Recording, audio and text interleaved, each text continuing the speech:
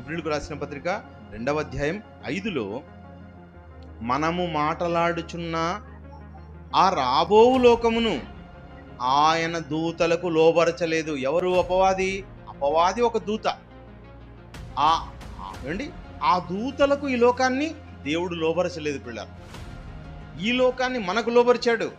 ఎప్పుడైతే తన పిల్లలకు ఇస్తానన్నాడో, తనకు దక్కని లోకం వీరికి కూడా దక్కకూడదు.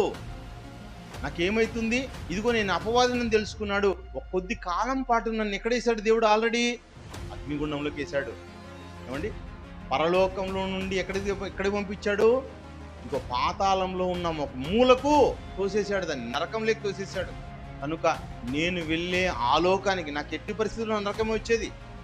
నాకు వచ్చే నరకాన్ని ఈ పిల్లలందరికీ, తండ్రి పిల్లలందరికీ ఆ నరకాన్నే ఇవ్వాలి. చూడండి, వాడి యొక్క పన్నాగం అండి.